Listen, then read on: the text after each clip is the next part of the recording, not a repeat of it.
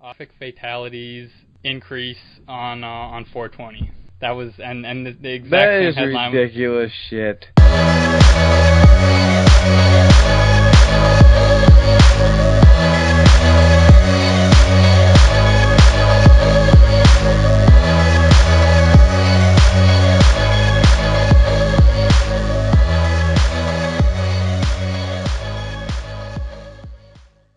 GMV episode 65. I'm Luke.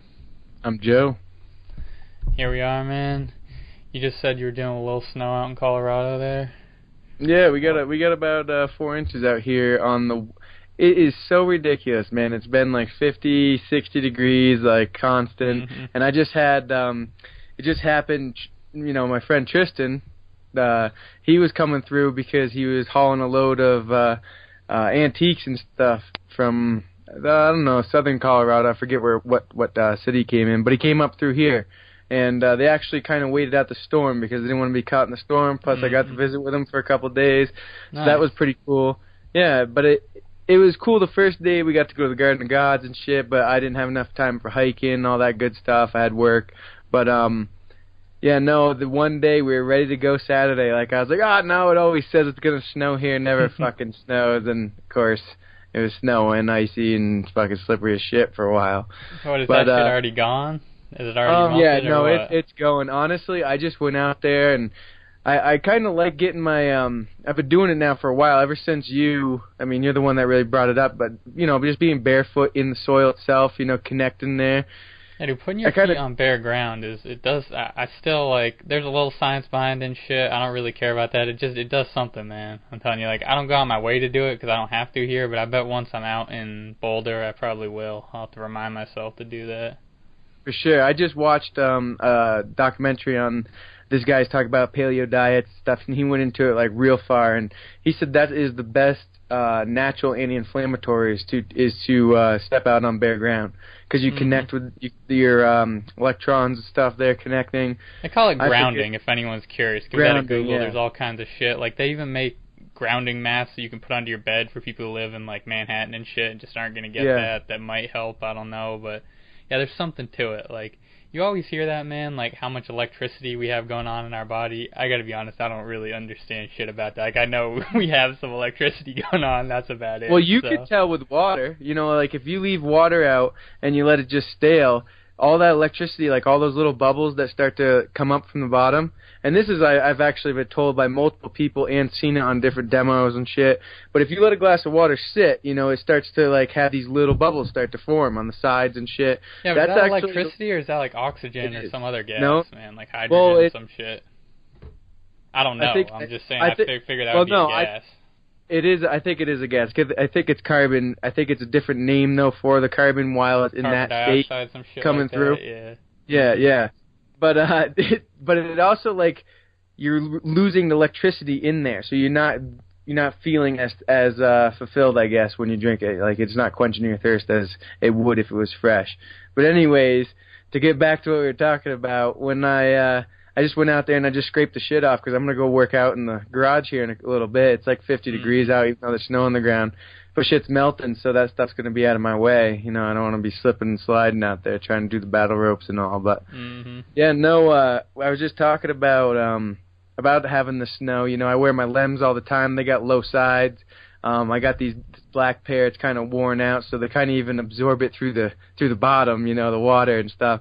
So I actually was like, you know, let's throw on my boots, and I threw my Nike Airs on. Those feel like boots to me now. It's actually I've been wearing either been in the Vibes or Lems since I moved. Like, that's it. So now I have something on the bottom of my heel. I think it kind of fucked my foot up a little bit, honestly, because I'm not used to feeling like I need to strike my heel and I need to run. Like, I don't know what to do with this thing. It really kind of it even felt weird to walk. I felt like I was walking on balloons for a minute. It really was different, and I felt slipperier, man. Like, I didn't have the confidence that I normally do when I walk out there. When I was walking out there, I was like, whoa, what the hell is this? Why am I'm in fucking great shape and shit. I could probably catch myself with one leg. Why am I worrying about this ice with these shoes on? When I'm walking out my Lems or Vibes, it's like, what the fuck ever. I just walk out there. You know, Yeah, I'm all with you, man. And just for anyone who's not familiar, Lems are just a minimal shoe company. They just have thin soles. They're not toe shoes like Vibrams or anything. They make some decent looking. The shoes are actually kind of goofy looking. I don't have any of those. The boots they're nice boots, man. I got like a leather pair. I got the all black ones. They're decent overall, and they feel like damn near as close to barefoot as you're gonna get outside of Vibrams. Like they really. It's the mock toe. The mock Yeah. toe gives you that feel of the vibes because you could spread your toes out, you could still grab. You know, like I look at my black ones I've had now for what, maybe like 3 years or so, or maybe a little less, but they're like pounded out to the shape of my toes. Like literally, you could see where I keep grabbing things with, because you can move them that much. It's only 8 mil worth of rubber. You could take it and just fold it right up into your hand. You know, it's not much, but it's a good strong material, and I think. Honestly, this is my take on it, that those shoes, yes, they are $115, but I haven't had to buy as many pairs of shoes as in the time that I've owned those as my friends, and I think it's because those shoes move with your foot. They're not forced in this position. You know what I mean? Like, you could take those, you can mold them whatever way. You take a regular sneaker, now your foot and the sneaker are working separately. The sneaker's trying to stay formed this way, and you're trying to move it this way. When those are just willing to act with you, you know? So, I think that's what you gives it nailed that it, long. man. Yeah, at least as far as I can tell, and Lems are what enlightened me to this. The two things, you got to have a flat sole, and the thinner the better, as long as it's going to hold up for whatever you need. But then having the wide toe box in the front is key, because they make some minimal shoes. I have a pair, some cheap ones I got off Amazon. They're great. They got a super thin sole. It feels good for running, but the toe's still narrow in the front. And now, like, when I put my feet in, I have a few pairs of running shoes. I put my feet in those, it feels like it kind of like squishes the front of my foot up, and it's just, you can tell it's just not comfortable. And as you were saying, you lose that stability. So yeah, it's crucial. And Lems just kills it with that, man. They do a great job. But back to the point of this, you said you threw on the sneakers, and it just feels different because you have a wedge under your heel, obviously. So Yeah. the two things that I would compare that to, just as a reference, because both of us, of course, wore normal shoes, normal cleats, and sports and stuff, all that. I didn't get on the minimal stuff till, I was probably like 19. Maybe it was about 18 when I first started messing with it. When we stopped working out at the gym, I started working out barefoot, and then me and you really started hooking up at my place working out, and that's when I was like full on vibes and all that stuff. So you were into it before me, but for some reason I watched a couple people working out barefoot, like heavy, weight training and stuff for the stability, and it was so much better for me. Like, that was one thing, like, me and you found. We even took our shoes off when we were doing deadlifts, because we found we were rolling on the outside of, we were doing sumo lifts. So your feet are out a little wide, you got that pressure pushing out. When you don't have a shoe, you're nice and flat. But if you have a shoe, you're rolling over the edges, you got to rely on that material to hold you in, Yeah, that was, the first thing that really put me onto it, because we were into heavy lifting then, and people they deadlift either barefoot. I'd see, like, big-ass powerlifters do that, or with Chucks on. And that's just Converse All-Stars, and those are great lifting shoes, and I wore those for a year or two. The issue with those is they're real narrow shoes, so they don't let your foot naturally spread out the way it would if you were barefoot or rocking something like Lems. So it needs some mock Converse. Exactly, man. Yeah, Converse. Step your fucking game up. I don't know who owns Converse now. It's probably Nike or Adidas or something. Let's do it. That's my idea. You can give me a call, What's up? But man, so that happened slowly. I started lifting the minimal shoes, running in the vibes, and as soon as like I got convinced this feels better for me, I'm seeing benefit on my feet, I was like, I'm just gonna when I buy new shoes, I'm gonna buy some minimal ones, and that's how I ended up getting the Lems and that other pair of running shoes I was talking about. And slowly over like 3 years or so, every single pair of shoes I had were basically minimal, except the one pair I have now for trail running. I talked about them before. I think the brand's Brooks. Pretty rugged shoes. They have a 4mm heel rise, so it's like very minimal and a thicker sole. Like, it's got to have that tread for the trails, but it does have a little bit of heel. Like, I was over at my friend's. It was like the beginning of winter wearing those. And he's like, yo, is that a fucking heel I see in your shoe? Because I'm always talking shit about how functional my shoes are. And it is, but what kind of brought me around to two things really. Why it's not always bad to have a heel on your shoe. It's just what you said. It's about how you use it. So one thing where people are going out their way to have a super stable heel, and I didn't ever use these myself, but I've seen tons of people use them, and I get the purpose, are weightlifting shoes. So that would be for Olympic lifting and some kind of powerlifting. So what they are, and like Adidas makes the most popular ones, they're shoes with actually a wooden heel, so you get no compression on it. And I've never used those. All it does is so it's elevating your heel, so you need less ankle flexion. You can get deeper into a squat with a straighter back. I have done, I'm sure you've done it in the past, I've seen you do it, man, is raise your heels up on something. I always use just 2 5 or 10 pound plates to put my heels up on. And I didn't do it when I was doing my heaviest squatting or anything like that, but I used it in and out, and it gives you better biomechanics in the squat, and you can also use it to shift the load a little bit. So, like, I heard this trainer, a guy called Nick Curson, he's on Rogan way back. I hope he pops up again because he was an interesting dude, but just a strength trainer, and he was saying he thought that was a more functional move to have the heel raised, and I've heard that same thing echoed from people who wear those shoes. So what it really is just a variation of the squat, but that goes to show right there. There's a lot of people who squat with those shoes on because it lets them lift more weight with better form and get more overload in the muscle, build more strength, all that shit. The other thing, and like I said, I never personally use those, so that's kind of anecdotal. You see people use a board too. Sometimes it'll even be like a 2x4 sitting by the squat rack. People to raise their heels up and shit. But the other thing that convinced me, man, when I was really getting into running a few years ago, I found this guy, and he's a pretty high level runner, like in terms of competitions from like marathon distance all the way up to like the 100 miles. His name's Sage Canaday or some shit like that.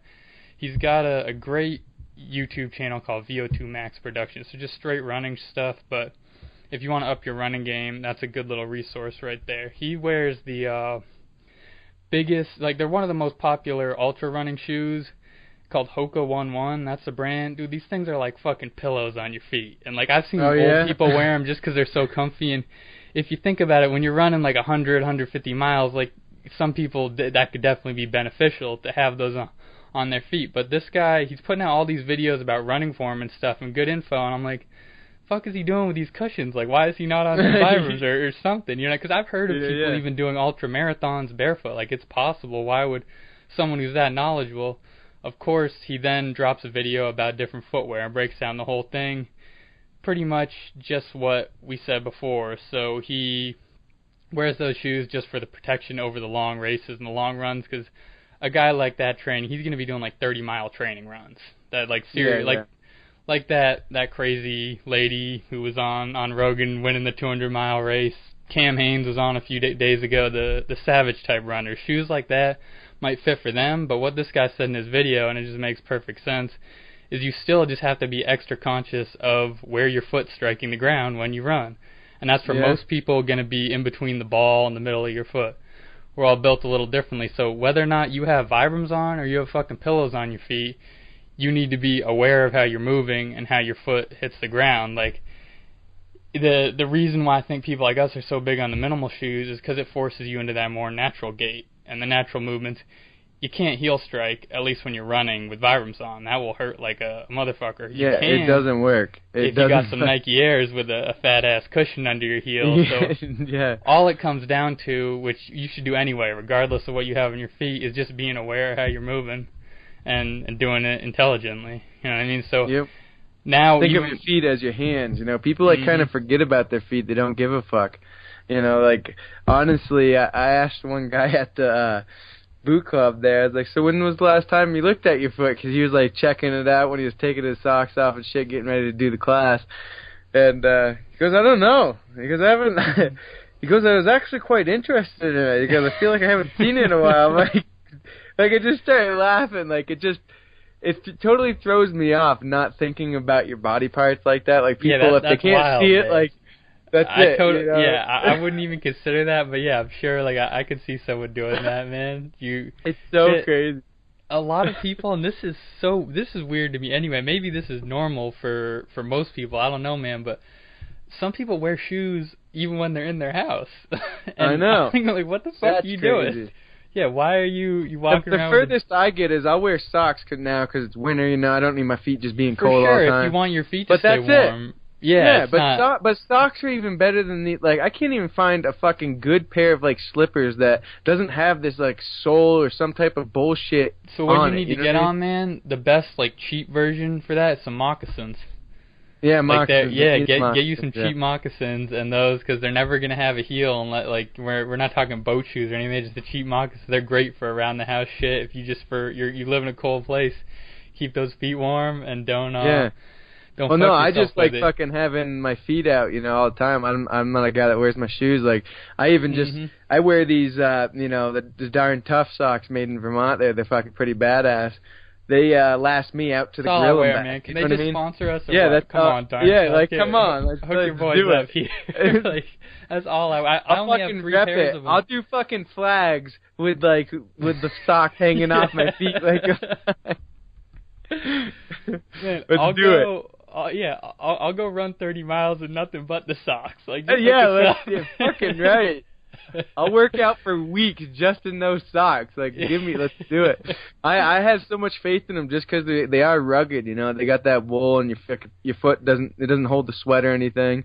So you constantly have a nice dry foot, and it's just a really good whatever way they do the weaving and shit. It stays really nice and tight. It doesn't slide on your leg, and like I said, I can walk out to the grill and back, no problem. You know, even bounce out to the truck if I need something. Dude, yeah, it's a blend of merino wool, that New Zealand shit. So not only does it keep you warm when your feet get wet or anything, they're thin socks. We're not talking those real thick ass wool socks like the old school kind. Those are just annoying, man. Because unless you're just wearing big winter boots, which I know you probably would be wearing if you do have those socks on, but like if you say want to put any normal shoes on and thick wool socks, that adds like a size and a half to your foot. And they never stay up. They're always loose as fuck, those type of socks. That's what I'm saying. They always slide down. Yeah, the Darn Tough are their normal sock thickness, and the thing about that merino wool, man, I can wear those motherfuckers for a week straight, workouts, everything, and they hardly stink. Yeah, I know. That's a fucking... Like, I usually try doing, like, 2 wears, you know what I mean?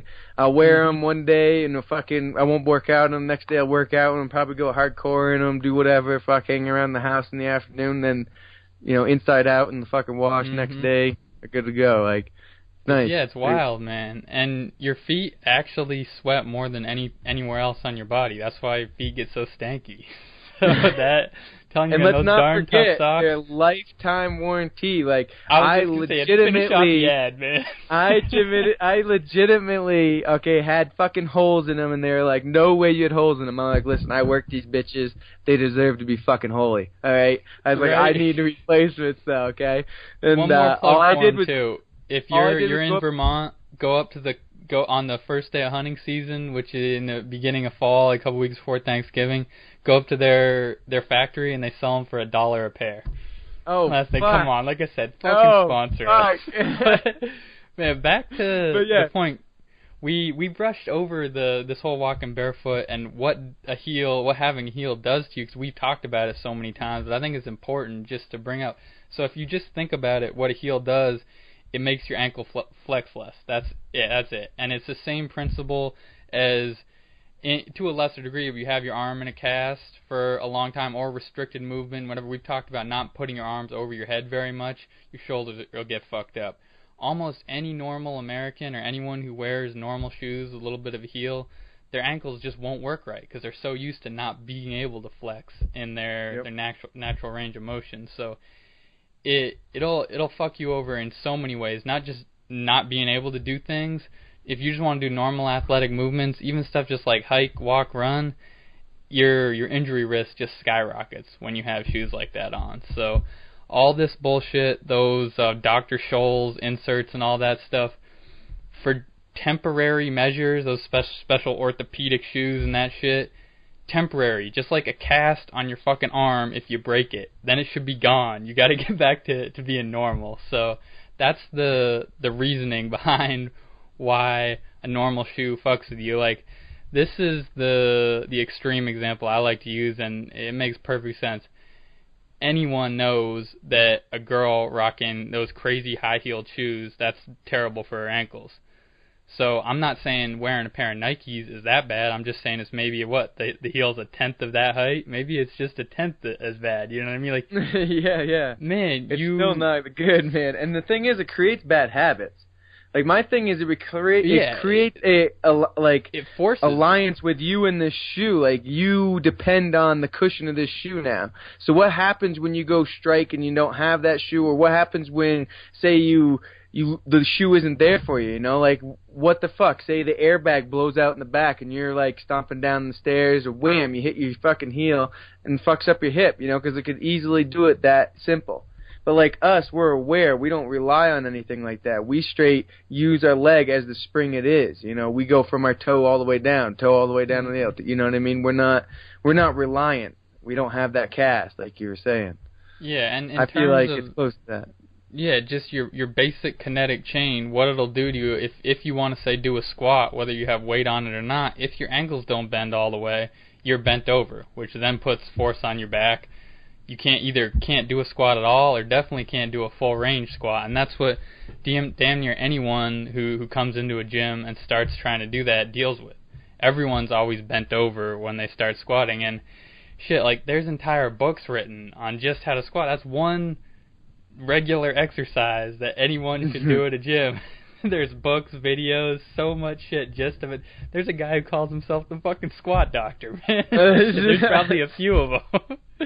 That's all because of those shoes. And the backstory is actually interesting. As a guy from Nike created that whole industry. He's the same one who linked up with Michael Jordan and made Jordans were the first signature shoes. Like, athletes didn't have shoes like that before him. He really started that trend. Now, shit, everyone has their own shoe. Kevin Hart has a shoe, man. Fucking A. Gary V has a shoe. Which is Gary V. LeBron's probably on, like... because everybody else did it. He even says that. He goes, everybody else has a fucking shoe. I'd like to have a shoe, man. I'm damn sure wouldn't have a heel with it. Have that Vibram sole. I'd like a shoe. It's cool, but the guy who, I can't remember his name off the top. I read a book about him and Jordan way back, but they started that whole thing, and they made the shoes primarily for the style of it. Like, the original Jordan, at least, was kind of functional. They got way away from it after that, because that wasn't when he was playing anymore. But and also the other shoe that we brought up before, which is the closest, like, well-known shoe that's going to be functional is going to be a Converse All-Star. That basic. Those were basketball shoes to start out. A lot of people might not know that because those hipsters have taken them over so hard. But Bob Cousy and all those ancient basketball players, they were wearing Chuck Taylors. Like, that was the shoe. I've played ball in them. They work great. The guy at Nike created that heel under the foot as a style, not because of any kind of function. So unknowingly ruined generations of feet all around the world just because they started this shoe trend. And now it's the norm, and now you can't really go back, because normal people who might not like to work out or anything, they just want to wear comfy shoes, their ankles are totally fucked, so they can't, it's going to be a lot of work to, say, transition to something like a Vibram. They ain't going to do that. They have to, they put that cast on their feet, and they can't take it off now. And shit, man, it's tough, but that's what we're dealing with now. And so, it's tough for people to understand, too. Like, you know, I constantly, because I only use my Vibes, you know, like literally Vibes and Lems all mat. So like when I'm working out and training down here at the boot camp, I'm wearing the Vibes. People are like, oh, you know, those look pretty cool. It's like, what do you think? Should I get some of those? And I'm like, well, if you do, I suggest you walk around for at least a half a year before you even start working out with these things. Because for one thing, they're older, you know, so they have more damage, more reliant on that cast, and they got to build that muscle. They got to build that awareness. They got to make their feet smart. You know, me and you talk about it when we're hiking, man. Our feet just get smarter. They navigate. You know, you can see it, but somehow our feet have more feeling. They have more awareness. So it's safer, and we can actually walk in uneven ground and shit a lot easier than most people. Like, I find that when I'm hiking with people, I'm just like standing on a bank edge, or I'm like just like walking by, and everybody else is shuffling by. You know, it's a big difference. Yeah. Yeah, man. When people ask me now if they should get them, I'm just, in almost all cases, unless they really look like they're about it, I'm just like, no. What you should do is just occasionally walk barefoot. You know, like we were talking about around the house. Walk out when you're grilling or something. Go barefoot. slowly work up. If you want to then take walks and you're actually doing it, then maybe invest in some $100 barefoot shoes, because it's not worth getting them if, one, you're not going to use them, two, you're going to fuck yourself up with them. So, it's something you got to transition to slowly, man. I want to touch on something real quick because you touched on it with the basketball and stuff, and it's just because I was just listening to Gary Vee on he was just giving like a Q&A at IHOP, which is just pretty dope. Is that guy his own show, man, or is he just all over? He's just all over, man. He is like the entrepreneur of the motherfucking world. He's pretty bad. I'm familiar with him. I just didn't know if he actually had like his own show or podcast or something. He is all over, and I've been clicking him on like he's been on a few podcasts. He's been on everything, man. Facebook, Dude, he's on YouTube. even been on the Breakfast Club, and I know you don't know what that is, or do you? Because I heard he was on there. Yeah, it's like the top hip hop show out of New York. Yeah, so I figured it wouldn't be your thing. But yeah, Gary Vee's everywhere. For sure. And he just threw this bomb down about like especially the NBA. He goes the NBA in years to come, I forget how many years he said, he goes I guarantee that the middleman's gone. He goes, the players are going to own the game. He goes, it's not even going to be the NBA anymore. It's going to be, I'm the team captain because I own this whole fucking unit, because the internet is making me able to, get a hold of this guy for now he does my sales, and I get a hold of this guy over here. They're the vendors, and fuck it, I'll get a hold of this and I'll build a stadium, because he can get these reps. Like and honestly, how much money they make and stuff, I don't see why that hasn't already happened. Like it kind of made me start thinking like these guys are making $30 million. Fucking, what is that, in a year? A year, could easily. Yeah, LeBron's a year. Getting probably like 6-year contracts, $100+ million. It all depends on bonuses. So say like two of them wanted to get together, two of the top dogs get together, and they're like, yo, let's fucking own this shit. They got a lot of power. So they're like, so Gary's saying, the players got the power now. Like the times have changed, and it's all because of the internet and shit. That's interesting, man, because Jordan does own the Bobcats. He's I think the majority owner, at least has a big stake in them. So it wouldn't surprise me at all. Like say LeBron he's still killing it right now, but when he gets around to retiring in a few years here, I'd be surprised if he's not involved in some way. Well, he's saying even the newer LeBrons, like they'll just be like, I'm gonna own this shit. I'm team captain, and this is what we're going to do, like... So, this is a little different, but it just demonstrates that could work, because this is old NBA, like back in the 60s and shit, it wasn't too uncommon to have player coaches. Like Bill Russell, who some people argue he was like one of the Celtics all-time greats. Some people think he's the best player ever.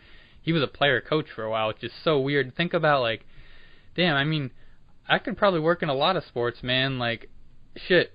Peyton Manning was kind of coaching the team at the end of his career there. Brady does the same thing. The quarterback often does. There's usually a defensive player, too, like a middle linebacker or someone who really runs shit. I'm not taking away anything. I know how much those coaches do. I'm just saying it could be possible to have a player coach even in something as complicated as football, because in my opinion, football's, with all the plays and stuff, it's a step up from the NBA, man. Basketball is a unique sport. Like, They definitely run plays, but also just the sheer numbers. It's only 5 guys on a team. It's the logistics are simple. Yeah, you got to organize double that, Organize double that. Everybody's doing different shit, That's an interesting thought, man. I don't know if Gary Vee should be saying that, because he's always saying he's gonna. Does he want to buy the Giants or some shit? No, he wants to buy the Jets, man, because the Jets. And that's his goal. That's his like why. That's his overall reach.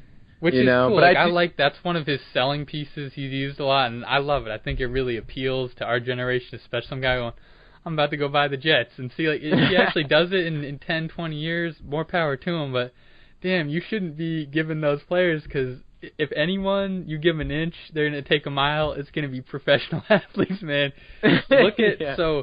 Back to the featured guy. I know you're not a basketball head, but shit, even like my grandma was talking to me about this the other day. LeBron has basically turned into the general manager of any team he's on. If he says, I want a new coach gets hired. Just last week, and I'm not kidding at all, man. The Cavs traded half their team, including some star players like the little guy from the Celtics. He only played 15 games with them because he was injured at the beginning of the season.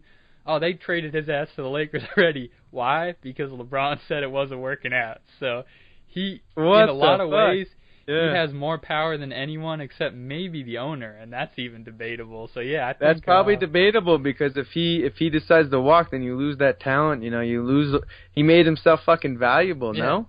Like, the valuable just with the name alone, just LeBron, having that on your team is just like, in every way. Please don't leave, It affects every layer. Yeah, he affects the coaches. He affects what kind of offense you can run. Of course, everything on the court. He makes all the other players better, but just the people in the front office. If you have LeBron James, probably the best player since Jordan.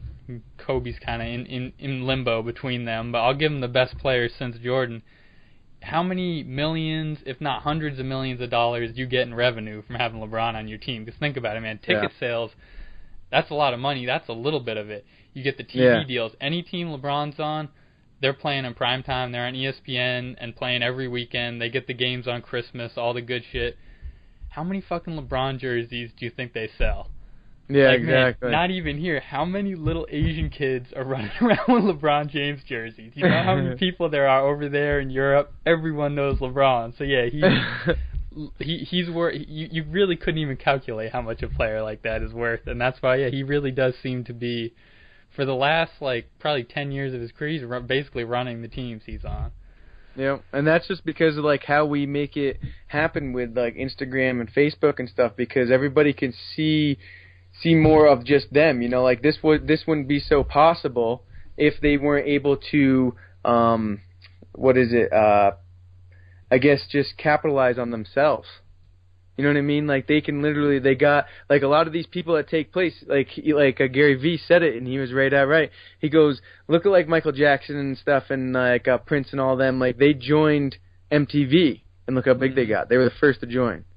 So so the people that are first to join on the Instagram and the Facebook and the fucking Twitter and all that shit are the people that are gonna fucking blow up.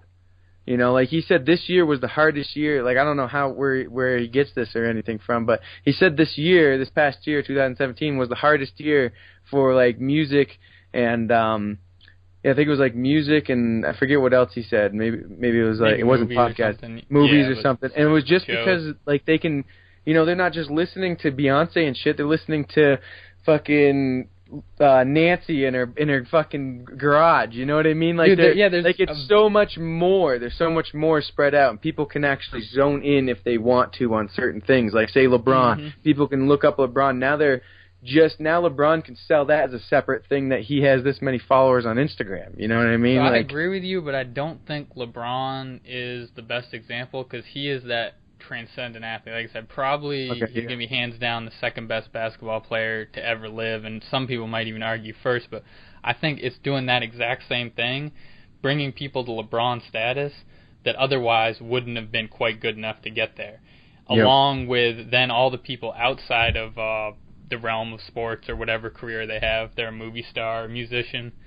Man, I hate to say it, but the best example of these people is the fucking Kardashians. They do nothing. Yeah. They have 200 million Instagram followers and get a ridiculous amount of money selling shit through that, selling apps or clothing or makeup, whatever the fuck garbage they sell. But I just can't believe that shit, that there is that much money in that and there's that much focus on that. It fucking is mind-blowing to me that people's natural just life drama it becomes other people's life drama. There is fucking people that are just as upset or emotional or whatever as the fucking Kardashians are about situation, totally invested. It just it blows my mind, man. I was thinking about this the other day. A movie star, but not fucking. That's what's that's what's fucking with all of us, because we're these people don't have any real talent. I'm not I know they do some stuff, they have their shows and shit, but they're not, like we said, they're not a movie star, an athlete. They're not real business people. They're really just a face that gets turned into a brand, and then they capitalize on it. So yeah, nothing against them for doing that, but I think a lot of us are skeptical because we're sure. What the fuck do these people do? Yeah. They have no whatever no real they did, talent. they did it right. They fucking did it right. I mean, but the reason I was saying we should have seen it coming, man, this was right on the edge, because over the last, I don't know, 10, 15 years, whenever, reality TV blew up. Like, I mean, shit, like the Jersey Shore, from all those other shows, everything from like Deadliest Catch, it covered all different genres. Reality TV took over and turned these people into like mini superstars. You know what I mean? The Jersey Shore people, like, they were stars for like maybe a year after their show went off the air. Now who knows where they are, in rehab or whatever. But but they the thing about reality TV that we all knew is that shit was fake. Even despite the name reality TV, it's heavily produced. Like, perfect example is Jersey Shore. Like, they know people want to see them go to the bar, get drunk, and get in a fight or whatever. So the producers orchestrate that. So the only difference is these people aren't actors. They are real people. They're their own character. But they get put in these situations that then gets edited so heavily to put forward the story for the show. So you have each episode and have some dramatic shit at the end. You know how TV's set up. Yeah, of course. The next level of that was people like the Kardashians or like an athlete or a fitness person.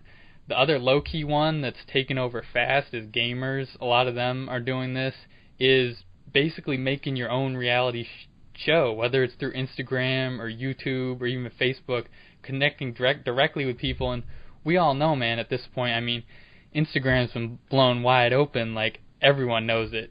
The people who are at a high level on Instagram, at least if we're talking about the models, people like the Kardashians and shit, and they have photographers following them around and taking a million pictures, then editing and selecting the best one for their Instagram page, because that's their life, their business at this point. I mean, that's how they have to do it. The same way, like, man, I don't know if you pay attention to this as much. Like, I've been interested in the fitness industry for so long. Like, I just know a lot of the big people in it. It's so common for them to get their spot blown up for photoshopping Instagram. It happens to a big fitness person like once a week.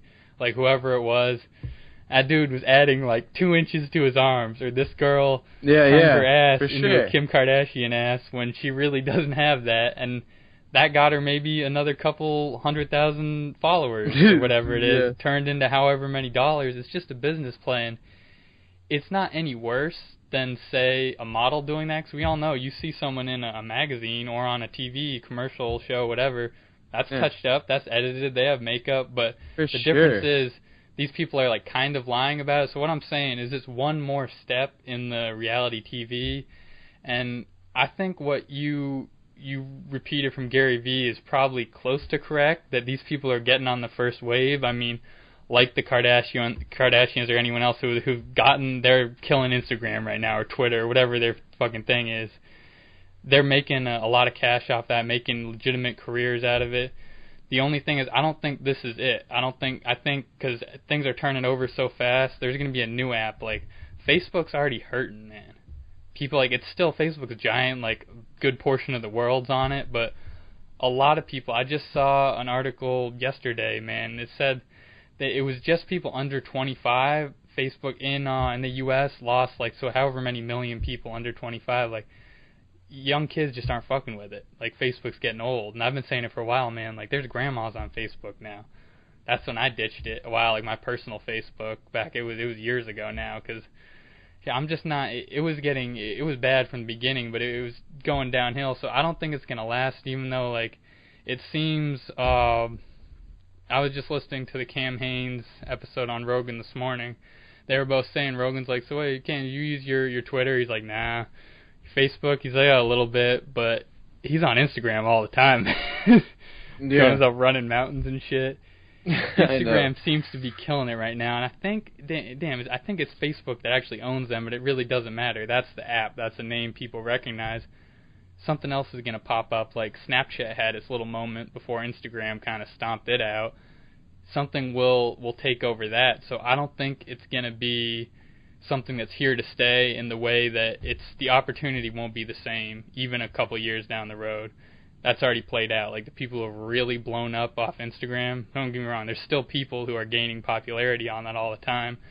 They're not going to have the potential that the ones who did right when it started. And when that next app drops, which I guarantee you it will, whatever kind of social media it is, the people who are on that right away will be the ones who really cash in and get popular and famous, whatever, off it. And then that will go out. It's just like the news cycle now, man. It's just turning over so much faster than it used to. Instead of a new story every week or two or every month, we get a new story every day, every couple hours. You don't think it'll be like you know, all the other big kind of grocery store things where they just suck up all these small things like that, Facebook and Instagram, you know, because they are one thing there, are going to be that dominant. So it's always linked through Facebook, like I said, I don't think Facebook is going anywhere. Massive company worth whatever, $30 billion, probably a lot more than that. Stupid money. Whatever stupid it is. But as I said, I don't care if Facebook owns Instagram. When me and you are talking, and anyone in normal, like, Instagram and Facebook are different applications. You know what I mean? Yeah, for sure. That doesn't make any difference to me who owns it. I think the platforms will keep popping up.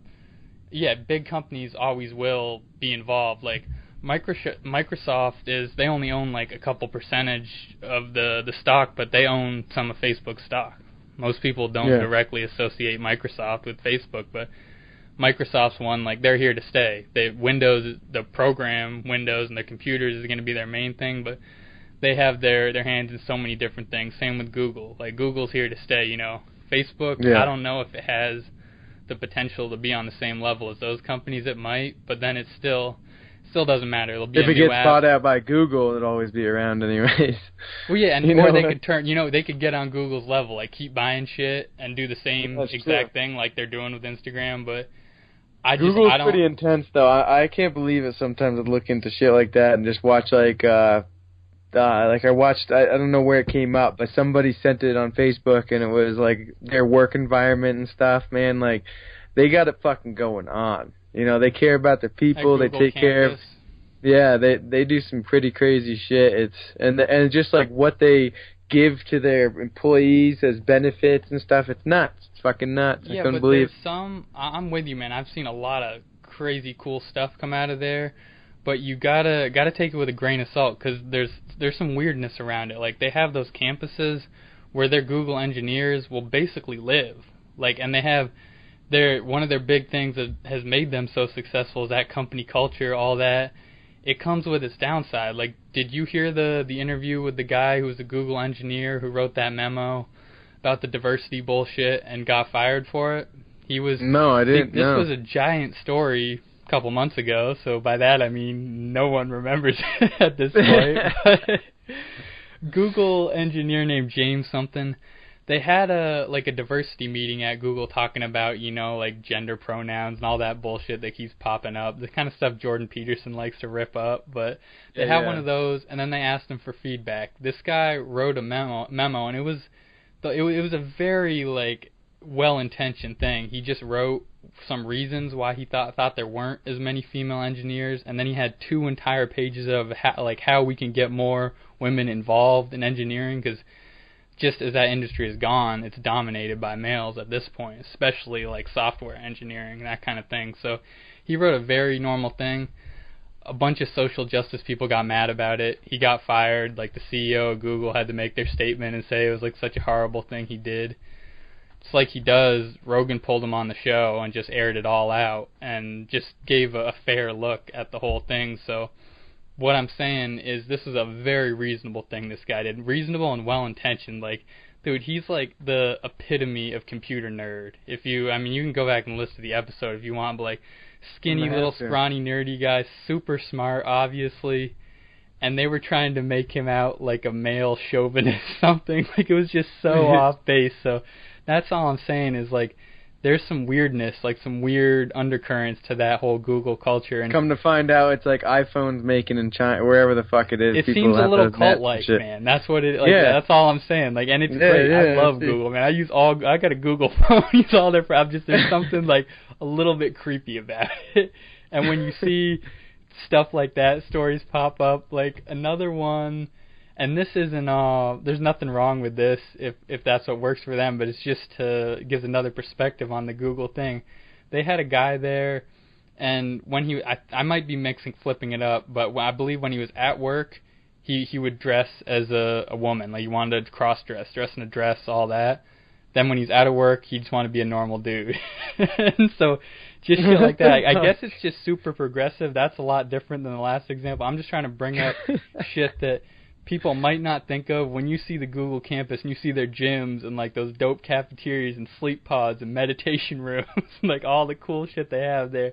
Sometimes it just gets fucking weird. So yeah, and same thing with Apple. They go hand in hand, and low key, Apple's the one people want to be watching, man, because we think of the other companies as bigger. Last year on the stock exchange, Apple was the biggest company in the world, and they doubled the second. They had double the worth of the second company, which was ExxonMobil. Like if you think oil money's big, Apple doubled them, and that's of course it was just like right on that day when the stocks fluctuated. But just to give some perspective of how bad, that's Apple's fucking killing crazy. That shit won't last now that Steve Jobs is dead, but still, they're a big player you think at the so? moment. Oh yeah, no way, man. You know the story with him. I mean, it's pretty. There's a movie and everything. Yeah. So he basically put that company on his back to start the whole thing.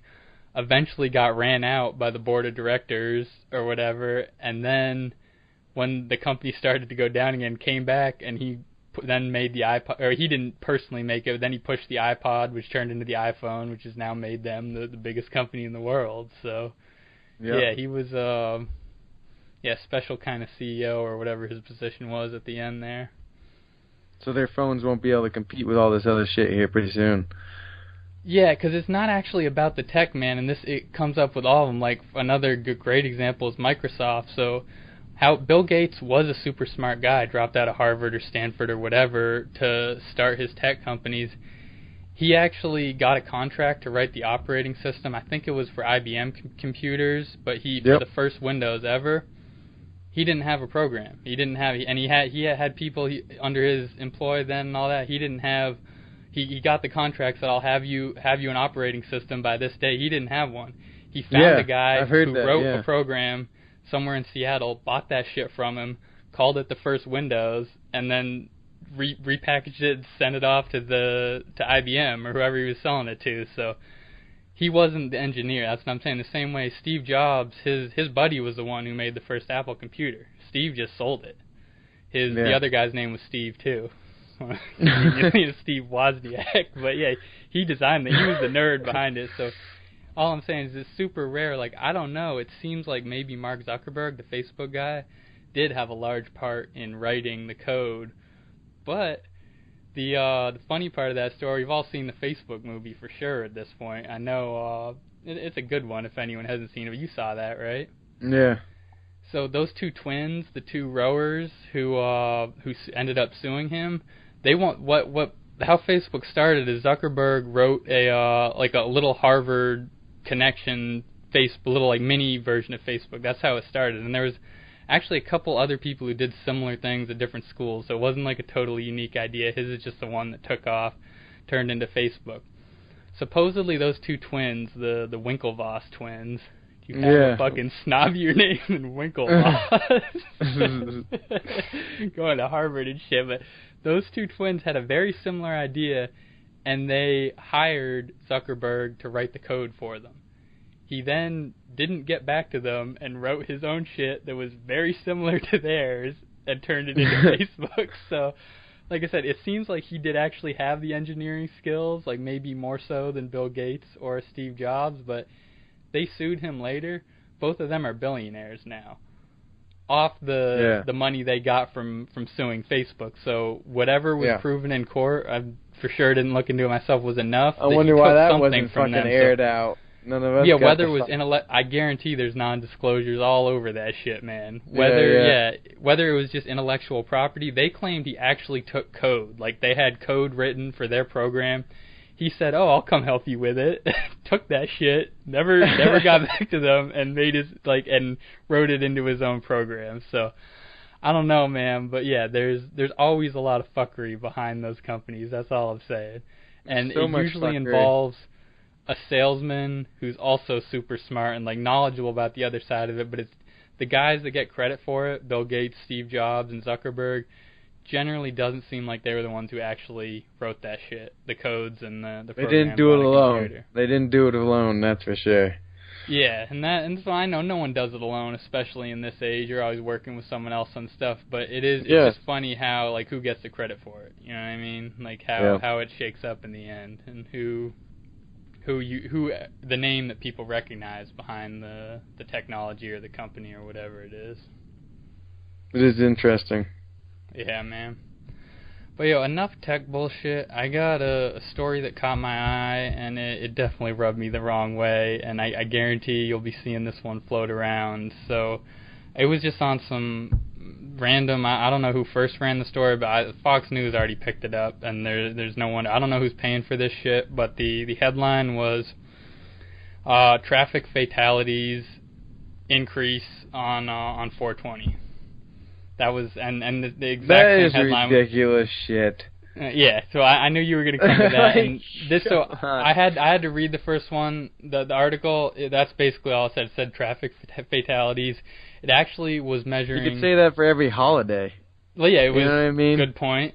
It was analyzing how many fatalities happened after 4:20 p.m. on 4:20. So after all those celebrations, how many people are in fatal car crashes. It just got me because, like I said, I wouldn't care if it was just some little news site. Fox News already picked it up, and you got to recognize when a story like that gets picked up, it's such a big political issue at the moment. That means someone, whether it's like Murdoch, the company behind Fox News, they got some money from someone and said, we want you to push this story. That's why they're picking up these it doesn't just get picked up as random news. Like, it really geeks me out when people think, oh, this story just happened to pop up. Like, it happened to pop up on this site. That's pretty fucking specific on what we're trying to talk about and push across here, you know? Like, yep. So I know that one will keep coming up as 420 gets closer and as more and more states, like, it's happening all over, man. Texas actually has medicinal marijuana now, and super restricted. Like, I think just oils or extracts or something for epileptic kids or whatever it is. But still, like, if Texas is doing it, that's progress, man. That's fucking progress. Yeah, I read that headline, and first off, I gotta say, before I air out their bullshit, it's 100%. If you overindulge in marijuana, whatever form, eating it, dabbing, smoking, anything, yes, it would absolutely increase or decrease your ability to drive safely, and that's just the truth. Do I think it's anywhere near as dangerous as even having a couple drinks? Personally, I don't. That's my opinion, but that I'll just be fair on it there. Like, for sure, if you take a lot of anything, it'll definitely impair your ability to drive. No shit. So, back to the story. I read the first article. That's really all it said. It was just a stupid little smear piece that said you're more likely to crash your car on 420, heavily implying that you'd be under the influence of weed because it's 420. The thing that rubbed me the wrong way is it didn't ever say that. It never said, like, people who had smoked or were under the influence crash. It just said people in general. So all they did, and this is such fuckery, man, and why it made me so mad that Fox News is running this as a headline. What it was first, they did a study on Maine, right, on 420, and found a 12% increase in traffic crashes on that day. Just for reference, on the day of the Super Bowl, like we just had a few weeks ago, there's a 40% increase. So people who ran the study decided that Maine was such a small sample size, it wasn't even statistically significant. Also, while Maine has legalized, they don't have stores open or anything yet. They just have a medicinal program in place yet. So total bullshit on that. And again, they weren't measuring people who had, say, crashed and then tested positive in the autopsy after. Crashes in they were just doing a statistical analysis, but in the articles, it just said study. That fucks you. gotta watch them switching their science terms on you. They fuck with people like that. It is technically a study. Again, what this was analyzing statistics. So then I go to the next article, because anyone who uses the Google News app knows this. You see a story in the headlines, click on it. Under it, and I love this feature, it gives you all the same headline run from other news sources. So whether it's small local papers or just other big news, whatever. So I click on the third one down, and finally we get, and this is the one, it was like a smaller newspaper from who the fuck knows where, actually puts like the real story behind it. this analysis wasn't even done by anyone in the U.S., much less the government. It was a Canadian study on our numbers. So what they did was pull numbers released from our government and did their analysis on it, right? It just gets worse and worse, man. So they came up with a 12% national increase in fatalities on that day after 4:20 in the afternoon. What in the fuck? Wait for it, man. Again, with no reference to actually what people tested for who happened to crash on that day. They had this, and this is a good article, had a map with all the states, and it had all color-coded by how much the risk was increased. Obviously, some were higher than others. It was just what happened to be on that day. Guess what 2 states actually had a decrease in traffic fatalities on that day? You live in one states? of them. Yeah, Colorado and Colorado California? was one. Washington was the other. Washington? So Okay, yeah. 2 states with, as far as I know, at least, and this had to have been done before California just legalized. I'm sure they'd be a top dog now.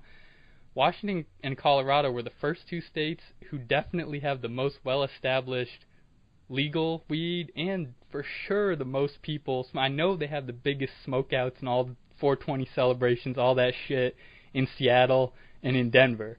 They're known for it, both those places. Both those motherfucking states actually had decreases on that day during that time, probably because people were in a park celebrating somewhere and having a great old 420, man. Chilling. Exactly. If they were driving, either they weren't crashing or they were taking an Uber or something, man. So that just pissed me off so bad. Cause still, and there was 5 other sites that all ran the same headline: traffic fatalities up on 420. That was the headline, and then the actual, when you get down to the meat of it, the study literally showed the opposite. So that it was just a little. I just had to bring that one up, man, because it's so shady how bad you can skew a headline like that. I guarantee. Yeah. I was just reading it on some Fox News program in the evening.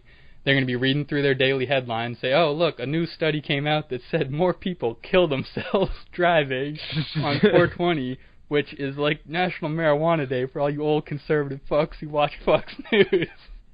Oh, man, we need to get this episode up. I'm going to see if I can wham them all out there so I can put this one up on YouTube so people can fucking hear that shit.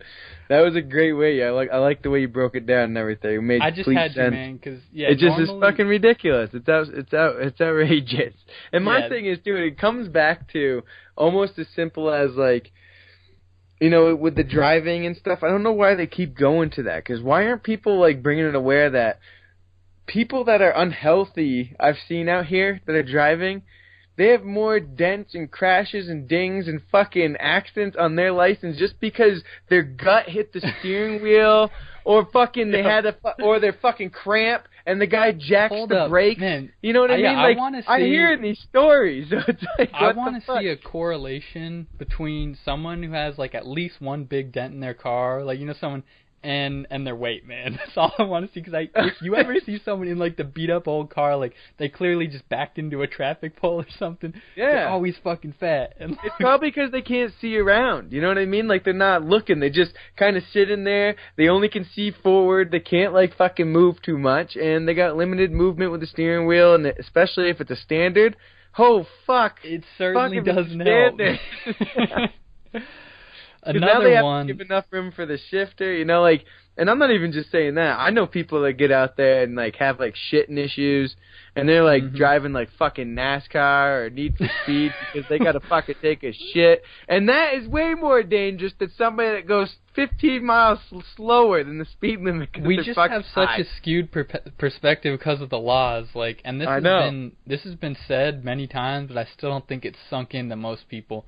Being mildly sleep deprived, which would be most people driving to work in the morning, especially if, like, say they didn't get their coffee or whatever, you know, they didn't sleep well, they have looking at their phone right before they go to sleep, whatever it is, normal poor sleep quality, wake up kind of tired, was just as dangerous as being well over the legal limit for alcohol, which is 0.08. Yep. And that doesn't surprise me at all. I mean, we've all driven tired. Some of us have also driven drunk at one time or another. If we're putting that on a list of, like, dangerous things, like I said, you definitely can fuck yourself up with weed enough to really impair your ability to drive. But that's just compared to the other stuff. It's just so hard. It's very it's just too tough. much of anything or too little. You got too little sleep. It's dangerous. If you're over there trying to keep your eyes open, if you're actively thinking about keeping your eyes open, you're fucking dangerous on the road, okay? Because that's not good. For one thing, you're not thinking about driving because you're actively thinking about fucking trying to stay awake. So, like, you got your what you're paying attention to is a little fucked up. And yeah, just, we've like, all been there, falling asleep, drifting off when you're driving. That shit is dangerous. Have, like you said, the fucking laws, like, kind of fucking give people this obscured fucking vision, you know? You get, it's that, no, it's this. Well, compare that to life. You know, you guys are driving dangerous as fuck every morning. Exactly. From fucking 6 to 8 o'clock in the morning. It's like fucking free-for-all out there. Give some perspective on it. Just like those stupid stats, like if a 12% increase was really abnormal, if the averages worked out so that was like a big bump, I'd be like, all right, like we at least have something to talk about. But if you go to the Super Bowl and that's 40, I bet New Year's is like 90. Yeah. And I've heard the worst is actually... Christmas, what about any of those? Thanksgiving is supposed to be the worst. That's probably like... Everyone's going to load it with their family, I guess. Yeah, I mean, what the fuck? Everybody's hanging out, just eating food, getting drunk. You know, what the hell? Yeah, just not giving a fuck, feeling American and shit. But, yeah, if you compare them on an equal playing field, the marijuana really doesn't even register. And that's it. Yeah. It's right at home here because that's the major excuse. Fortunately, our dickhead governor finally signed the bill. The third year he signed the shitty legalization bill we have. But his main thing, his excuse was just, we don't have a way to test drivers. That's very true. You just got to look at harm reduction. It's not going to have an effect because people are going to do it no matter what. Do you have a way to give a breathalyzer for oxys? What about Percocet? Like, come on, what are we talking about? At least it's pretty easy. At least if someone is actually smoking right in the car and you pull them over, most cops are going to catch that. Not always. Definitely not always. But if someone, say, just popped a pill and it hasn't even really hit them yet, you're definitely not going to catch that. So it's just a stupid argument, and it's what we're going to deal with until we finally go all the way and get some federal movement on this. But I don't know, man. This is purely an opinion thing, but I really liked it because I hadn't heard this before. What everyone like ourselves who's on the pro-legalization side has been worried about is Trump, and not even him directly. Like, he'll talk a little about weed. He has no choice. He has to say it's bad, and I think that seems to be what he actually believes. But his Attorney General, Jeff Sessions, is the one who's talked about like actively pursuing legislation and putting the DEA into effect against places like Colorado, California, or whatever, anywhere that has legal medicinal anything. He's talked about trying to shut that down. I read an article that made me a lot more optimistic about it. It was just one guy's opinion, but he said this stuff that Jeff Sessions is saying, because it's so far off base, like so much of the public is aware now, the in favor of legalizing countrywide is hovering around like 60% right now, highest it's ever been. So many people are informed, even if they don't really know anything else, they're aware that it's almost impossible for, say, marijuana to kill you. Like, there's no overdose potential. Just compared to these other drugs, it's very like a pound low. In 13 minutes or something. Like, you have to smoke a pound in 13 minutes. It's not possible. You couldn't do that, though. Yeah, no, if that was actually that's what true, I mean. People would do it, man. There's this thing called, I don't know where it is in Colorado. It's called Bongathon. I don't know if you've heard of it. Sounds pretty cool, man. This big, like, smokeout festival where they do stuff. Sounds fucking dope. I have not. Maybe we'll have to check out Bongathon in the future. I don't know, man. But it's been going on for like 20 years. Damn cool thing. You can see videos of it online and shit. But they have pushed that, like, pound in a minute or whatever. They do races. That's crazy. It's hilarious. And actually, you look up these videos, these old hippie guys, like, seeing who can put an ounce through a bong the fastest. Shit, like, it's hilarious. But back to the actual point, man, there isn't actually any real overdose potential. It's literally impossible. Like, maybe if they invent some kind of injectable extract in the future, we'll get close. But so far, I think they should slow down on the extracts because it's getting a little out of control. I agree. No, we'll come back to that in a second, man. I just want to finish on Jeff Sessions because when he says stuff like, I think it's a really dangerous drug that hurts people or hurts society or whatever. Yeah. So many people know enough now that they're just rolling your eyes and say, "You old fuck!" Like, no one. What are you talking about? Come on, like, it's turning we're around, past this. Yeah, this is stupid. Stop locking people up for weed. It's just, this is craziness. So what was he's it? doing, California that just let a bunch of people go? Yeah.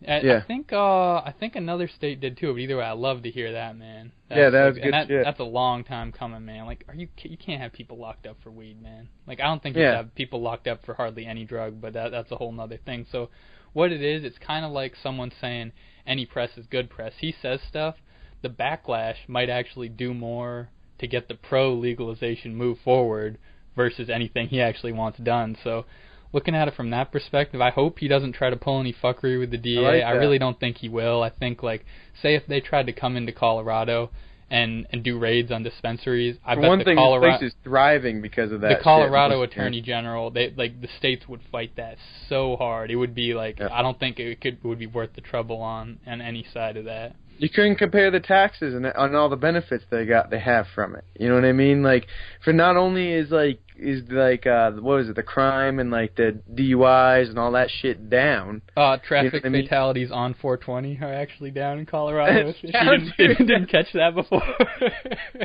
Not only is all that shit down, but they're making so much fucking money on this stuff. It is insane. Like, I can't believe, honestly, it's so cheap out here on the black market and stuff. That's like the way to go unless you got a med card or you work for a place. But they fucking, you could just see the benefits from it. And I've actually heard that the state, has like almost given back to the people. Like, they kind of, I forget what it was. It wasn't that much, but everybody got a little back because how much fucking benefits they're getting just from the marijuana. So, and you can see it in a lot of the construction. I mean, I've been told that the roads have been neglected. I mean, I don't know. I just moved here, so this is just stuff I'm hearing from locals and stuff. But we've all heard the same shit, for sure. Yeah, they've been neglected forever. And now, in the past, what, is it like 5-6 years or something like that? They've been like hammering away at the fucking roads. Maybe 4 years they've been hammering away. But it's real nice. The other stat that keeps popping up, which is shocking, and I think an enormously positive thing, is that in a lot of cities and states where there's been legalization, it keeps just coming to like random places. You'll just see articles and stuff.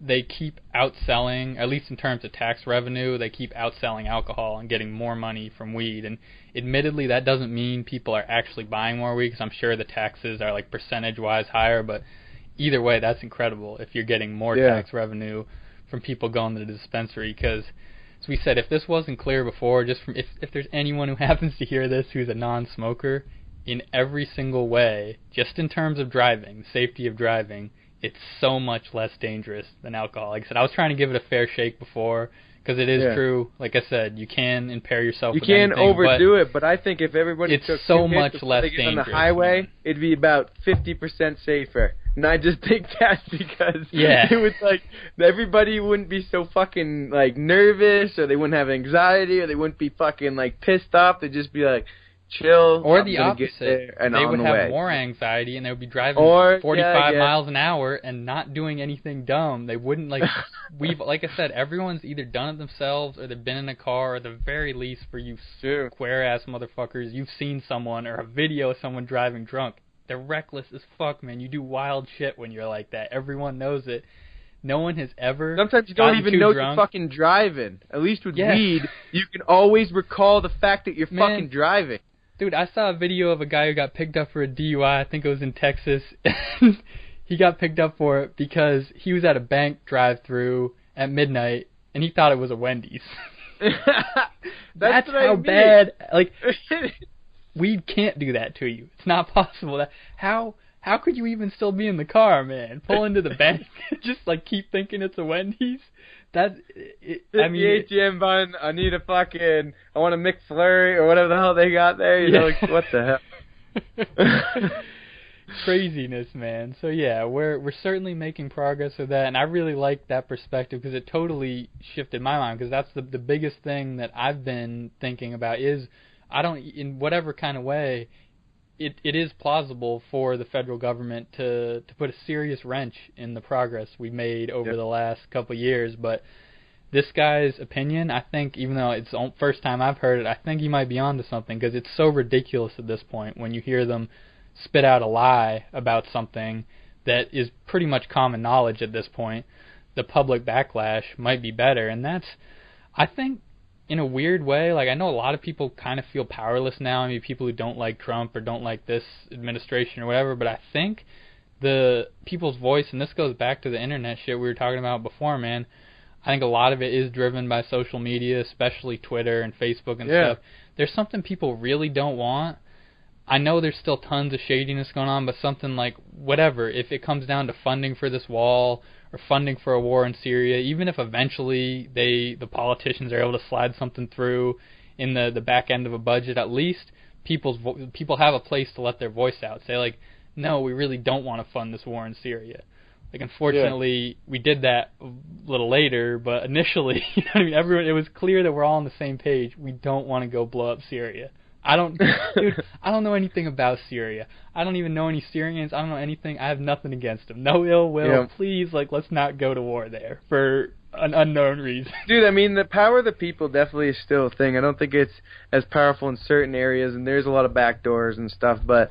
No, I was saying I think it's more now, man. Because before, what you really have before... Saying, but like, you did it perfect because you were saying that they still could fucking be shady. You know, they could use the back door on this or fucking slide in like that. I had whatever to say way. that because the examples I was saying didn't hold up. Like I was gonna say Syria, but unfortunately, like because when Obama brought that up, the country was like fuck no, and they had to temporarily say, all right, we're not going to war with Syria. They did the same fuckery they've been pulling with all the other Middle Eastern wars, was just put troops on the ground and slowly get in there anyway. But like I said, this hasn't happened yet, and I'll be curious to see how it goes, because I'm pretty sure, I know there's some people that are for it, most of the country isn't behind this wall idea. It doesn't even make sense. It's just a statement like, we have a border. No, they're not behind this wall idea. Like, what the fuck? Yeah, I know there's some idiots somewhere, but I didn't there's even two know sides this thing to was this man. Still going on. Yeah, he's still trying to get funding for it, and it seems to be like one of the few God. things Trump came with originally that he might stick with. But I would guess that when it comes down to it, if they were really like, all right, we're going to have a vote in Congress on this, there'd be enough public outcry that it wouldn't go through. So at least that's how I hope it would turn out. Yeah. The other side, you got to think about, like, we've all seen in a picture, maybe a movie, I don't know, a documentary, news clip, some shit of the border somewhere. There's already a big-ass fence. Most places, at least all the pictures I've ever seen. It's all, most of the places other than the fucking desert where you die crossing anyway. So like, what the hell? But there's even fences most I think that's those a good places. test. If you make it across this desert, then you get to fucking come in. Otherwise, you fucking don't. You know, you get to die out there. Dude, fuck that test about like the old shit about the flag or old presidents and stuff. Yeah, you make it across the desert. You're here, man. Corral them and say, this is the fucking gate to heaven. You have to go through hell to get there. Here you go.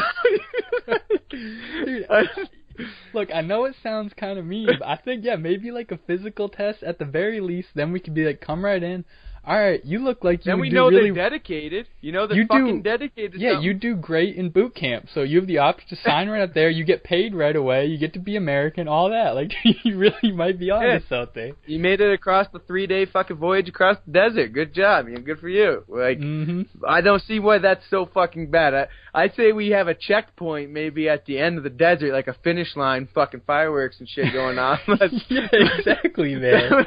Little celebration. Just so we know what's going on and who's coming in. But I think that would almost be better than just saying, no, you can't cross. And they're going to find ways, motherfuckers. Like, how is a wall going to stop them when they're just as good as moles?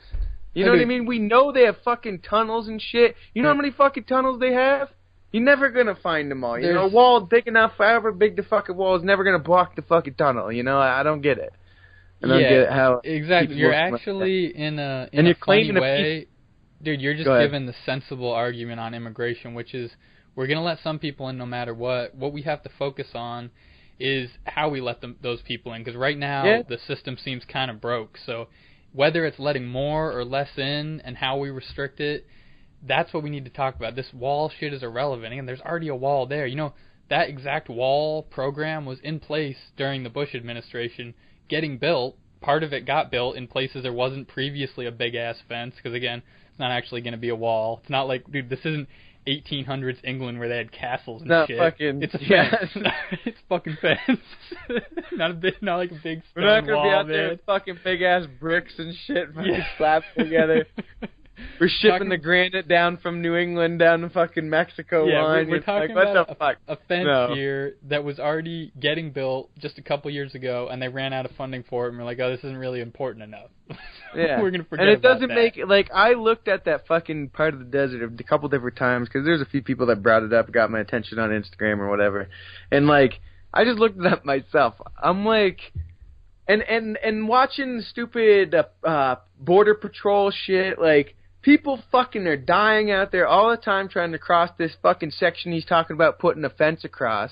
Most people avoid it. They try jumping the fence. They rather jump the fence or dig a hole in the fence because this one spot is not worth doing shit to. It's just fucking nothing. You can't do anything. And it's such a big spot that I think that would be absolutely ridiculous for anybody to want to spend money to build a wall there. You know, like, it's going to be hundreds of millions of dollars if he wants to build a complete fucking fancy fence. I think even the estimates were already in the billions. But yeah, it's just like, that's impractical. What I mean. Like I said, it's just not stupid.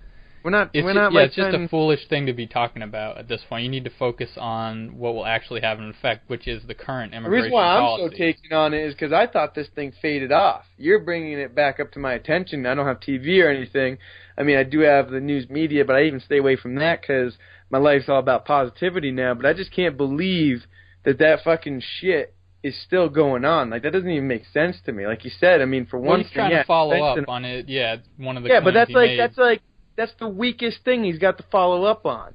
You know what I mean? How about getting the rest of us the fucking money and the American people again? What about all that shit that he was talking about, that he's gonna help fucking the real Americans again and shit? Like, why don't we focus on that? That's way more than a fence. This is just a different angle, but why that's so obviously bullshit. Like, one of the main things you hear, and every president does it. Obama beat this to death.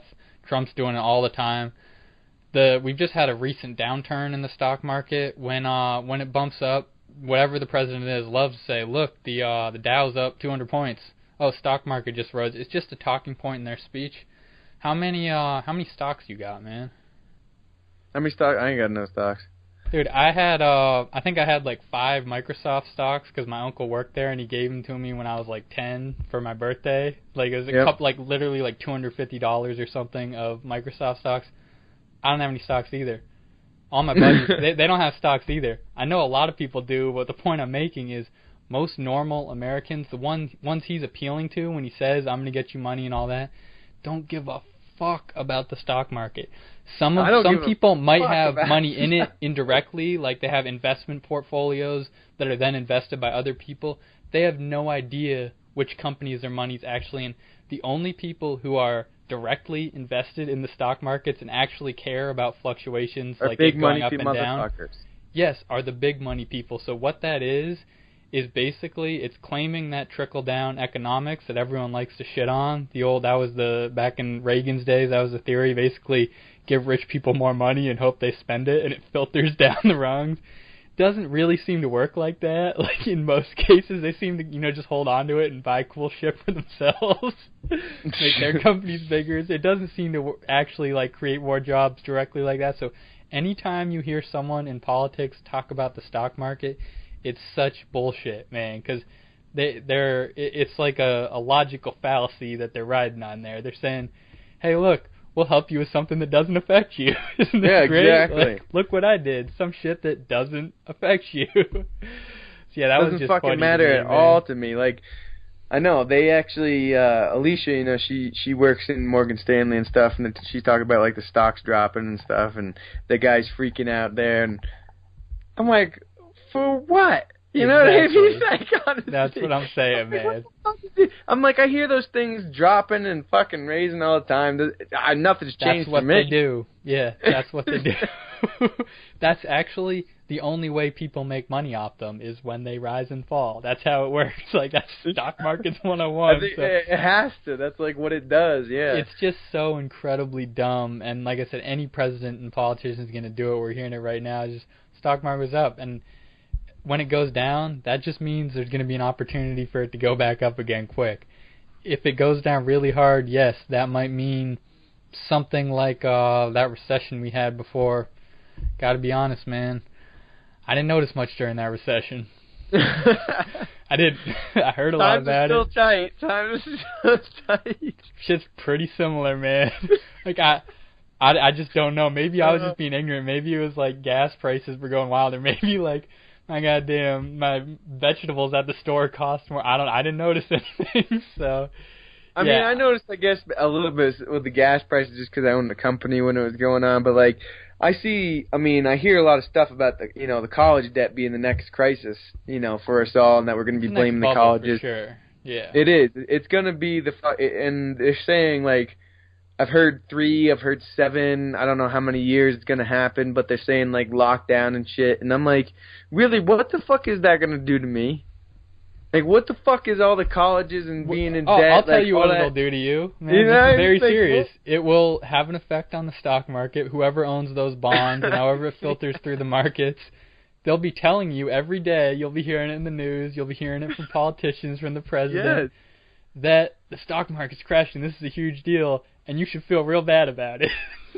That's how it will affect you.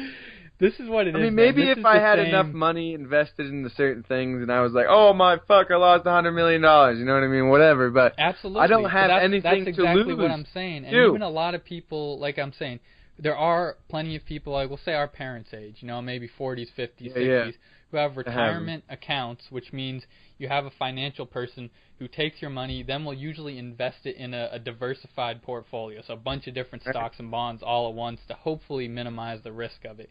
If the entire market does get smacked like it did in 2009, they will take a hit, as in you had $300,000 in there, maybe it'd only be worth $2 now. But like I said, those are just fluctuations, so unless you're really about to retire that day and you're hoping to cash out on that retirement portfolio you have, it's just not something you should let stress you out. And if you go back to the normal working people around our age, in their 20s, 30s, again, unless you're a day trader, it should just not be on your mind. Like when you hear that, the stock market's crashing or it's spiking or whatever, just in your head you should say bullshit, move on with your day, get some shit done. Like, it's just really not relevant to day-to-day life at all. So yeah, that shit's just funny, man. And it's overplayed for sure. And yeah, I don't know, man. With what you said is definitely true. We don't know when it'll happen. The college thing, this is how simple it is. If you say go to a average liberal arts school, average income family, maybe you have to pay $80,000 for the education. You get an English degree, or I don't know, maybe some bullshit, man, like anthropology or something, that at best you can hope to get like 25 to maybe like 40, maybe 50 if you're super lucky a year in salary after that. Like, that's the best case scenario, because English jobs ain't paying very much. I'm sorry. It's just the truth of it. That's just a bad investment of your time and money. You know what I mean? If you're like, all right, I gotta go. So maybe you got some help from your parents and a little scholarship. You got $40,000 in debt from that $80,000, $20,000 a year. I think that's reasonable for a liberal arts college, a lot of them at least. You come out riding $40,000 of debt. You only make $30,000 a year, and most of that will obviously go towards your living expenses, your car, your food, house, everything. Might take you 15 years just to pay off. That just, like, again, that's simple math. Yeah. That's like that's some 2 + 2 = 4 shit that you learned in elementary school. Don't do that. Like, that was one of the things, man, when I've said this before, but it's just my little personal anecdote. Third year in my degree, that's when I was into nutrition, something I'm interested in, but it wasn't something I, one, thought I would make a bunch of money on right after it, and two, it isn't something that there's like a gigantic opportunity to just get paid, except some very narrow applications. Like, you can get a dietetics certificate and work in a hospital or some bullshit like that. Not something I would personally want to do. So if I went that path, the last year, I went through the first 3 years, help from my parents and money that I saved from working. I didn't have to take out any loans. The fourth year, if I wanted to finish that degree, which I wasn't super into, I would have had to take out a loan. So even though it was just 1 year, it would have been significantly less than, say, like the 40 or 50,000 a lot of people are riding. I would have had, I don't know, maybe a $10,000-$15,000 loan. I didn't even want that, because that math didn't work for me. I'm like, are you kidding me? Yeah. So I can go get a job for $40,000 a year and have to pay 15. Fuck you. Like, no chance I'm doing that. I love it, man. You're touching on something that I've been really like talking to a lot of people about. Like, not to dick ride Gary Vee too much, but fucking that guy, he hits it on. You know, like, how much more beneficial do you think it would have been for you to spend time with the top, say, like, the top dietitians or nutritionists or whatever it is exactly you want to be in, the top people, if you just worked for them for free over getting, like, say, any of that debt? You know how much more knowledge you would have, how much more of an outlook you would have, the experience you would get, and you'd have no debt and you'd have nothing but growth from there. Not only that, but working with those people for free, you will be able to get like hookups. You'll have more networks. You know, you'll have that in. Dude, so, that's like, a good way to look at it, and that's not even the perspective I was coming at it with, because I did the first 2 years of school for economics, and ironically, that's what convinced me it didn't make sense to take out a loan, because one of the first things you learn in Intro to Economics is opportunity cost. And that means, so say you go to school for a year and it costs you $20,000. The opportunity cost would be that plus what you could have made if you were out. So say even if you could only get a total shit job right out of high school making $15,000 a year, minimum wage or some shit. If you saved the 20 and made 15, that means you're up a lot more than if you go $20,000 in debt for this year of school. So I was just thinking about the negative. The way you framed it is, I think, a lot better way to approach it, is all the shit you also could have been learning, not just the dollars and cents. Like, it doesn't make sense. You could be learning the real life shit. You know, like, honestly, what I see for me is, like, yeah, I mean, just say between us two, you have a lot of the, like, language. Like, you know the language, you know, you got terminology, you got a lot of info that I wish I had down. But, like, I'm not saying, like, I have a whole bunch of experiences on you or anything, but that whole time that you were doing that, you know, or, like, say my friend Pat back home, when he was doing his accounting, I was, like, living life. I was learning what it was to, like, have the fucking issues I was dealing with, owning a company. You know, I was involved with as much as I can. Like, I was self-taught welding and, you know, all that type of shit. And I did all that just by spending time with people. I spent time. I needed to become the best welder because we needed a fucking welder. So what I did is I just spent straight up time with people that did nothing but weld and fucking grind. And literally I just went right in and worked with them for free. And then I was good at it.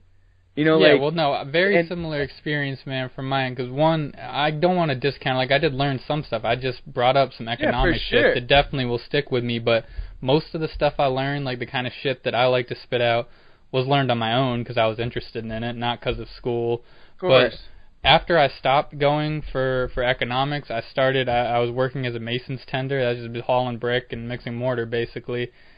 I was blown away by how much I learned in that year, and that was on and off the job, so stuff I'm actually learning hands-on and stuff I'm learning on my own, because as soon as I stopped having to read through these fucking horrible economics textbooks and shit, I'm back to reading shit I'm interested in about and learning about it. So as soon as that first year, that was profound for me. It was like a huge light bulb went off, because I learned so much more on my own in that year than I had in the first two, and I'm not downing school for everyone. For some people, it's the perfect fit. Actually, hell, I'll say for a lot of people, it's the perfect fit. But at that time in my life, it definitely wasn't for me. And you have to at least cover your bases. Like, take the baseline financial approach.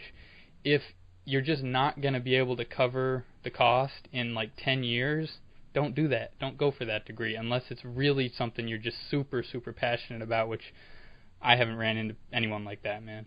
I know there's a couple out there.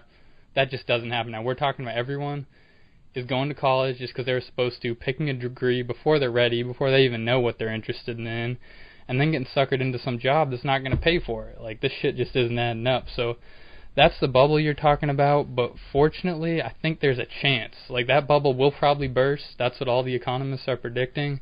I think there's a chance because of people like Gary Vee and all that, and kids younger than us coming out of high school are getting more aware of this. Like, maybe it just doesn't make sense economically, or they want to learn other things, take other opportunities, whatever. Plus, I mean, as every year the prices go up, so it's just going to almost make it so... Well, that's the bubble. That's what literally creates the bubble. It was just like the housing market and those prices went up, and then shit was overvalued. We're at that right now, but we aren't at the point where it bursts, so where the cost is so disproportional for what it is versus what you get, that then it just all blows up and people default on those loans and all that shit that we already saw with the housing market. So what I'm hoping for, this is just the glass half full perspective, is enough kids coming up and other people who might be going to school look at it and are like, it's not worth it to do this, or maybe I want to take a few years off, then get a degree, or any one of the options that would be better than just going and getting a degree you don't want. I think that's the way to go at it. That you just touched it, is take that little bit of time. And the other thing, and this is a touchy subject, man, but this just needs to happen. You've got to stop pushing these bullshit federal loans, because for college, and I know a bunch of people think that's such a great thing, you're funding education, letting people go to school. That's not how it actually works out, and this is more basic economic shit, so I'll have to credit my college for that.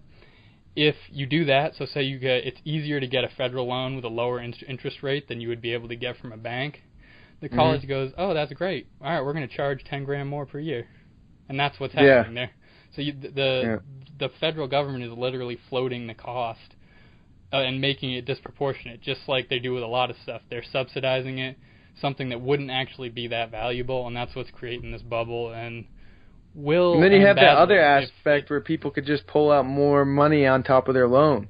Like, I know people that have a college loan, so what they do is they're just going to put this with this because they need more money to have an apartment, to have a car, and have a job. Man. Yeah. So then they already take their fucking $100,000 loan. Then they fucking go out there, they get, on top of that $100,000, they get a fucking another $50,000 loan for the nice new fucking shiny Subaru or fucking used Beamer or whatever. Usually it has to be something like that. They get a nicer fucking apartment. You know what I mean? Like, what the hell are you doing out there? Why would you allow that to build up? You know, it doesn't make sense.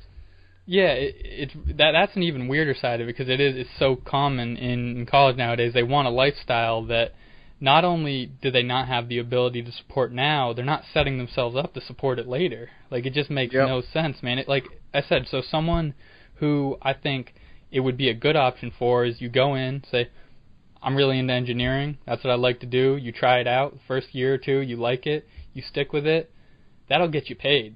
If you're going to take out an $80,000, $100,000 loan for a mechanical engineering degree, and that's what you want to do, go for it, man. Like that, absolutely. And there's a lot of other degrees like that where there's a clear path, and if you like that path, go for it. But it's just so foolish to do that, except not see the path and not like it, and you're doubling down when you do something like that English degree where there isn't a path to even make ends meet after that. And especially, like you said, you're trying to have a decent lifestyle. You want a car, you want to go party with your friends on the weekend, have a decent place to live. You have no way to support that at the moment, and definitely not after you have all those loans down the line. So what I'd like to see happen is two things. One, most importantly, more people just getting aware, so either not going to school, waiting to go to school, or just being smarter about the school they pick. Don't go to the popular school because it has great parties and stuff. Go to the one that might actually be most conducive to you learning, or just take another lane entirely. Do your own thing and see if school's necessary down the road. Number two, and this would be the government side of it, you got to stop handing out the loans like we are now. Like, I'm not saying we should cut off financial assistance at all. You definitely should, but I'd like to see, like, maybe just spitballing your like, maybe just have the large amounts of financial assistance for juniors and seniors, so the kid is more likely to be on the path to a degree he really wants, versus, like, I know quite a few people, man, who got a lot of assistance, didn't have to pay that much, and didn't give a fuck about their degrees. Just went through it. Yeah. And, like I said, contributed to that bubble indirectly. So, we'll see where it goes, man, because that shit, it's either going to, that bubble's bursting, or it's just going to slowly decrease, I would say, over 5-10 years max. Like that. It's ready to go. I don't hear it. Doesn't sound like it's very far out. Like, we're gonna see it coming soon. And I do want to touch on something like you were saying in there, and like what you keyed on without even saying it. But your first year made you aware.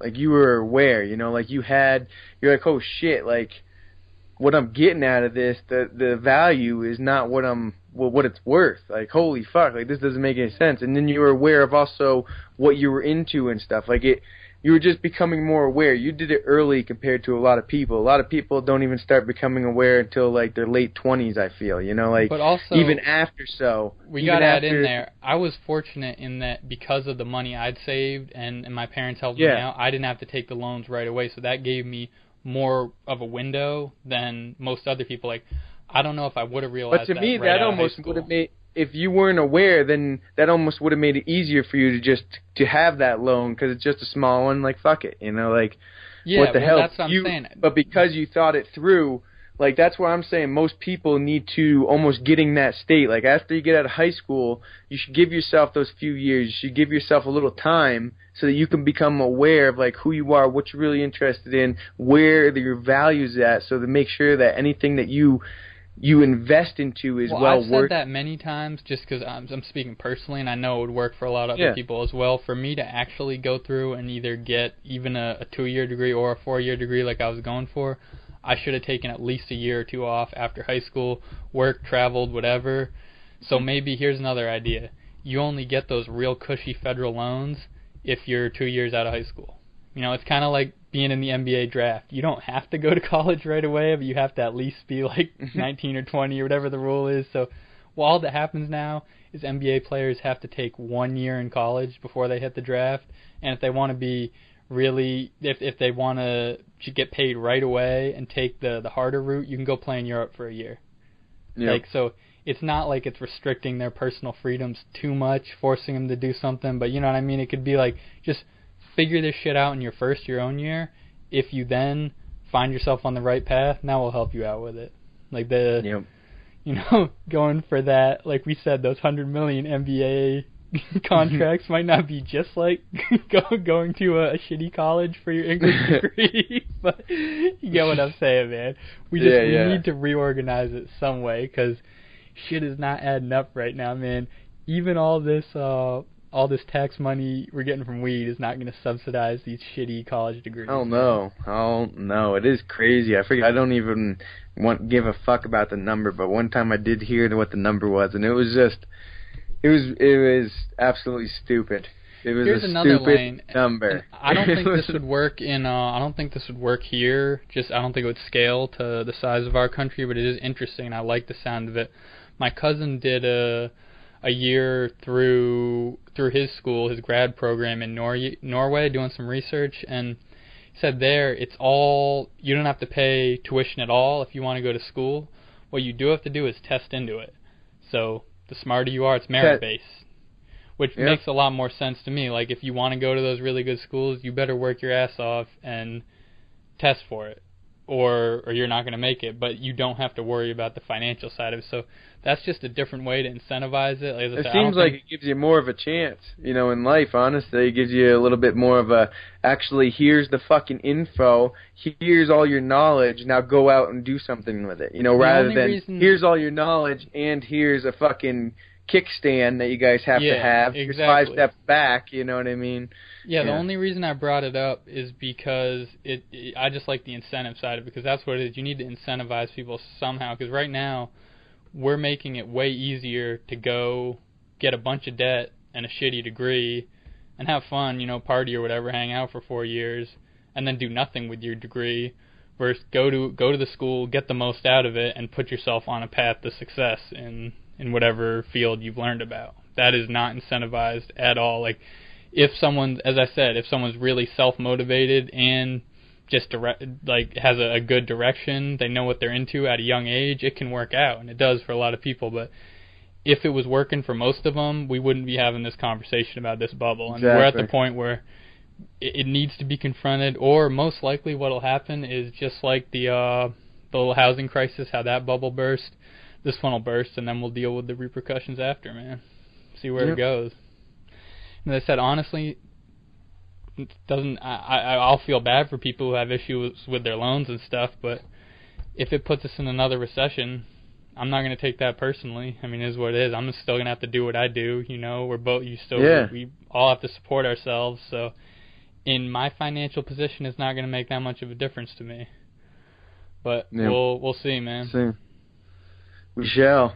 Hopefully, it's not, I think it's just going to be the world's going to have this, is going to spit this image out there that we're all on fire, and the rest of us are going to be like, where's the fucking fire? You know what I mean? Like, honestly, because like we broke it down enough. That's a good way to put it, man. Yeah, that happens all too often. Where in reality, all I was saying and what I meant by it not affecting me is we're all gonna be good if you just focus on yourself, the positive things you're doing in your life. Like, you'll be good. Doesn't matter. I mean, if we're that's having a all we recession can do. Or what. That's all we.